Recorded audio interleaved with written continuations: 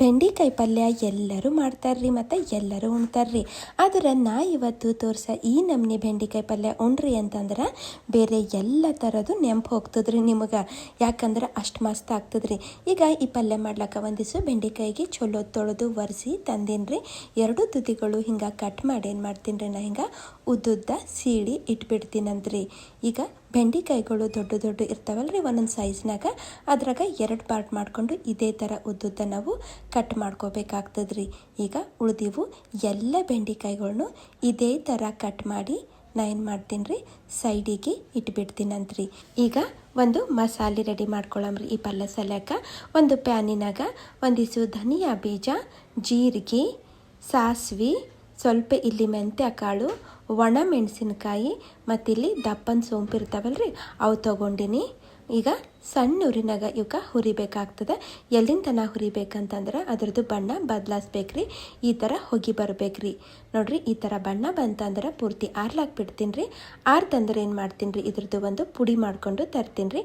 ಪೂರ್ತಿ ಫೈನ್ ಪೌಡರ್ನು ಮಾಡ್ಲಿಕ್ಕೆ ಹೋಗ್ಬೇಡ್ರಿ. ಈಗ ಈ ಹೋಳಿದ್ದು ಬೆಂಡಿಕಾಯ್ದಾಗ ಏನು ಮಾಡ್ತೀನಿ ರೀ ನಾ ಪುಡಿ ಖಾರ, ಅರ್ಶಿಣ ಪುಡಿ ಮತ್ತು ಗರಂ ಮಸಾಲೆ ಹಾಗೆ ಸ್ವಲ್ಪ ಉಪ್ಪು ಹಾಕಿ ಇದಕ್ಕೆ ಕಲಿಸ್ತೀನಂತ್ರಿ. ಚಂದ ಎಲ್ಲ ಕಡೆ ಹತ್ಬೇಕ್ರಿ. ಆ ಥರ ಕಲಿಸಿ ಸೈಡಿಗೆ ಇಟ್ಬಿಡ್ತೀನಂತ. ಒಂದು ಪ್ಯಾನಿನಾಗ ಒಂದಿಟ್ಟು ಎಣ್ಣೆ ಬಿಸಿ ಮಾಡಿ ಸಾಸಿ ಜೀರಿಗೆಗಳಿಗೆ ಚಂದ ಕುಣಿಸಿ ಈಗ ಇದ್ರಾಗ ಉದ್ದುದ ಹೋಳಿದು ಉಳ್ಳಾಗಡ್ಡಿ ಮತ್ತು ಸ್ವಲ್ಪ ಕರಿಬೇವು ಹಾಕ್ಬಿಡ್ತೀನಿ ರೀ. ಮತ್ತು 1-2 ನಿಮಿಷ ಇವಕ್ಕೆ ಫ್ರೈ ಮಾಡ್ಕೋತೀನಂತ್ರಿ. ಹಿಂಗೆ ಫ್ರೈ ಆದು ಅಂತಂದ್ರೆ ನಿಮಗೆ ಬೇಕನ್ಸರ ಒಂದಿವ್ಸ ಹಸಿ ಮೆಣಸಿನ್ಕಾಯಿ ಸೇರಿಸ್ರಿ, ಇಲ್ಲಾಂದ್ರೆ ಬಿಡ್ರಿ ನಡೀತದ. ಇವಕ್ಕೂ ಇದ್ರ ಜೊತೆನೇ ಮತ್ತೇನು ಮಾಡ್ತೀನಿ ರೀ ಸ್ವಲ್ಪ ಹುರಿತೀನಂತ. ಮತ್ತು 1-2 ನಿಮಿಷ ಆಗ್ಯದ್ರಿ. ಈಗ ಇದ್ರಾಗ ಉದ್ದುದ ಹೋಳಿದು ಟೊಮೆಟೊ ಸೇರಿಸ್ಲತ್ತೀನಿ ರೀ ಮತ್ತು ಮ್ಯಾಲಿನ ಸ್ವಲ್ಪ ಉಪ್ಪು ಹಾಕ್ಲತ್ತೀನಿ ರೀ. ನಾವು ಆಲ್ರೆಡಿ ಬೆಂಡಿಕಾಯಿನಾಗ ಉಪ್ಪು ಸೇರಿಸಿದ್ದೇವೆ ರೀ, ಹೀಗಾಗಿ ನೋಡಿಬಿಟ್ಟು ಸೇರಿಸ್ಬೇಕಾಗ್ತದೆ. ಈಗ ಇವಕ್ಕೆ ಮೆತ್ತಗಾಗತ್ತನ ನಾವು ಹಿಂಗೆ ಫ್ರೈ ಮಾಡಬೇಕಾಗ್ತದೆ. ಬೇಕಾದ್ರೆ ಮ್ಯಾಲೆ ಲಿಡ್ ಕ್ಲೋಸ್ ಮಾಡಿನೂ ಅವಕ್ಕೆ ಮೆತ್ತಗೆ ಮಾಡ್ಕೋಬೋದ್ರಿ. ನೋಡ್ರಿ ಈಗ ನಮ್ಮದು ಟೊಮೆಟೊ ಇಲ್ಲಿ ಸಾಫ್ಟ್ ಆಗ್ಯಾವ್ರಿ. ಈಗ ಇದ್ರಾಗ ನಾವೇನು ಮಸಾಲೆ ಹಚ್ಚಿಟ್ಟಿದ್ದೇವಲ್ರಿ, ಅಂದ್ರೆ ಉಪ್ಪು ಅರಿಶಿಣ ಎಲ್ಲ ಹಚ್ಚಿಟ್ಟಿದ್ದೇವಲ್ಲ ಖಾರ, ಅದು ಬೆಂಡಿಕಾಯಿ ತಂದು ಇದ್ರಾಗ ಸೇರಿಸ್ಬಿಡ್ತೀನಂತ್ರಿ. ಸೇರಿಸಿ ಇವಕ್ಕೆ ಸಣ್ಣ ಉರಿನಾಗ ಹುರಿಬೇಕಾಗ್ತದೆ. ಬೇಕಾದ್ರೆ ಮ್ಯಾಲೆ ಮುಚ್ಕೋತಾ ತೆರ್ಕೋತಾ ಇವಕ್ಕೆ ನಾವು ಹಿಂಗೆ ಫ್ರೈ ಮಾಡಬೇಕಾಗ್ತದೆ. ಸ್ವಲ್ಪ ಟೈಮ್ ಹಿಡಿಸ್ತದಲ್ರಿ, ಯಾಕಂದ್ರೆ ಅವು ಮೆತ್ತಗಾಗಬೇಕಲ್ಲ ಬೆಂಡಿಕಾಯಿ. ನಾವು ನೀರು ಹಾಕಿಲ್ಲಲ್ರಿ, ಹೀಗಾಗಿ ಸ್ವಲ್ಪ ಟೈಮ್ ಹಿಡಿಸ್ತದೆ ಅವು ಮೆತ್ತಗಾಗ್ಲಕ್ಕ. ಈಗ ಸಾಫ್ಟ್ ಆಗ್ಯಾವ್ರಿ.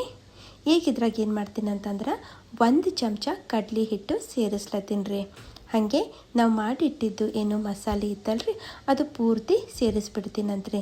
ನಿಮಗೆ ಕಮ್ಮಿ ಬೇಕನ್ಸರ ಸ್ವಲ್ಪ ಕ್ವಾಂಟಿಟಿ ಕಮ್ಮಿ ಮಾಡ್ಕೊರಿ. ಹಾಗೆ ಇಲ್ಲಿ ಕೊತ್ತಂಬರಿನೂ ಹಾಕ್ಬಿಡ್ತೀನಂತ.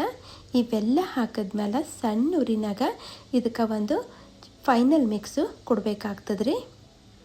ಮತ್ತು ಹಾಗೆ ಕಂಟಿನ್ಯೂಯಸ್ ಆಗಿ ಮಿಕ್ಸ್ ಮಾಡ್ಕೋತಾ ಒಂದು 2-3 ನಿಮಿಷರ ಇವಕ್ಕೆ ಹುರಿಬೇಕಾಗ್ತದ್ರಿ. ನೋಡ್ರಿ ನಮ್ಮದು ಬೆಂಡಿಕಾಯಿ ಪಲ್ಯ ಇಲ್ಲಿ ರೆಡಿ ಆಗ್ಯದ್ರಿ. ನೀವು ಒಂದ್ಸಲ ಟ್ರೈ ಮಾಡಿ ನೋಡ್ರಿ, ಭಾಳ ಅಂದ್ರೆ ಭಾಳ ಮಸ್ತ್ ಇರ್ತದ್ರಿ. ಹಾಗಾದ್ರೆ ಮತ್ತೆ ಸಿಗ್ತೀನಂತ್ರಿ. Thank you.